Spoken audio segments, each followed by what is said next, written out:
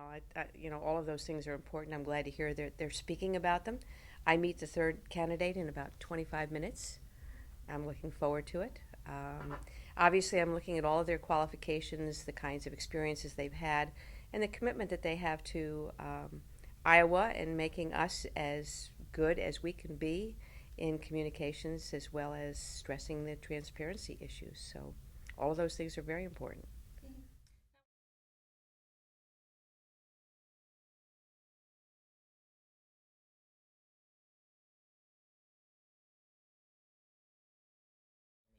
Well, since I'm a dinosaur when it comes to using social media, I'm really looking for someone that has the expertise, the interest, and the wherewithal to be able to do these kinds of things. So I'm excited by these possibilities and very open-minded about it as well.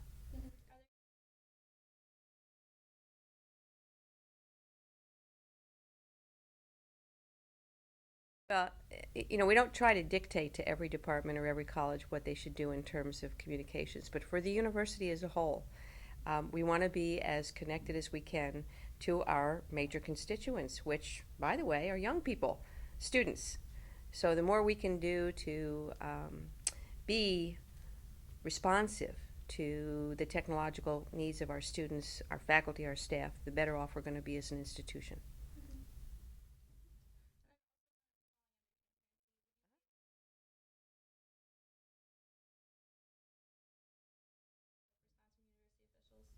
Yes and no. There are always going to be some topics that we're going to be very careful when we talk about them.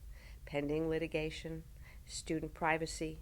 We have to respect HIPAA, which are the patient's right to privacy. We have to respect FERPA, which are the student's rights to privacy. We have issues, obviously, when it comes to personnel records. We have issues when it comes to certain other privacy requirements and compliance requirements that we have with the federal government, with the state government, and others. But beyond that, I think we should always be as responsive as we can when things are happening and do the best job we can with the information that we have at hand to explain what might be happening. Um, and we go from there.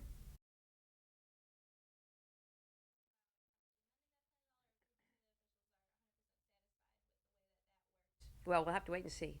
I think there's always going to be room for improvement. We learn things each time we go through a situation like this, and we'll go back through what worked and worked well, what maybe didn't work as well as we thought, and we'll learn from that. But it'll take time. So, a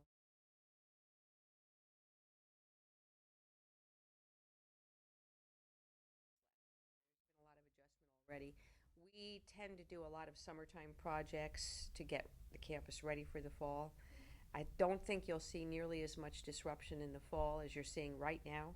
Some of that will go away. Some of it will be cleaned up, but there are going to be some awfully large holes in the ground and some obviously big projects underway. Exciting for 3 years out, but people are going to have to be a little patient with us in the meantime because that is a lot of construction. There's a lot of heavy equipment moving in and out of Iowa City and on and off the campus, and we're going to have to just be a little patient and adjust the way we operate for, probably a couple more years. Great payoff at the end, though, with all these new buildings.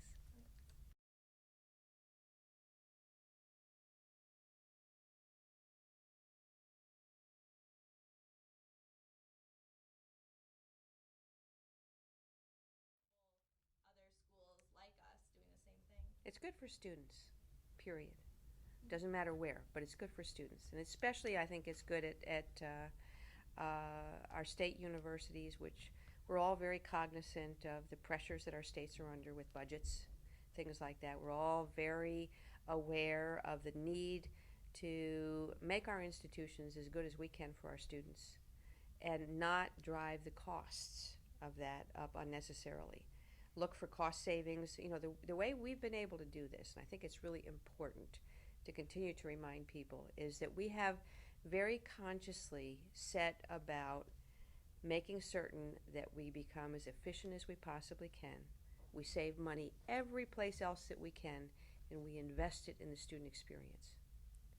So all of that talk in our strategic plan about student success is real.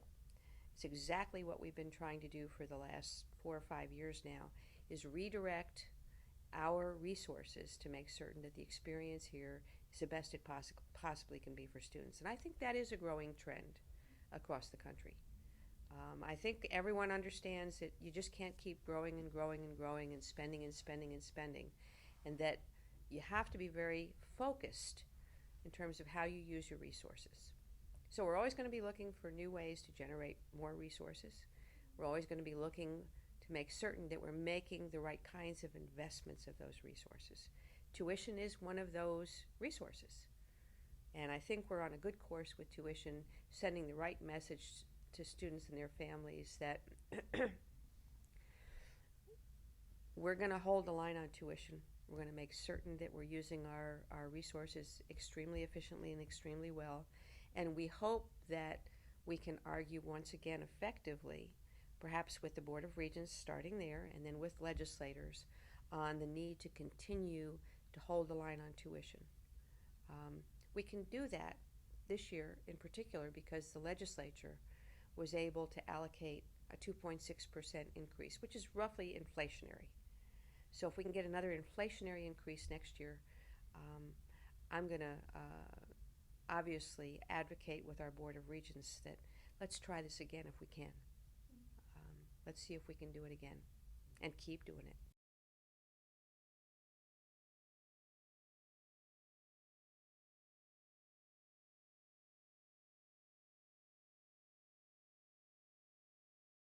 You know, graduate programs are so different, and they cost so much differently than undergraduate education.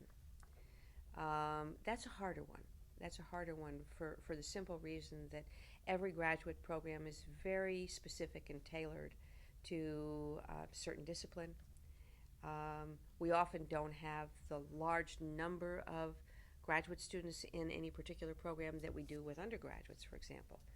So we have large numbers of psych majors, large numbers of biology majors, so forth and so on.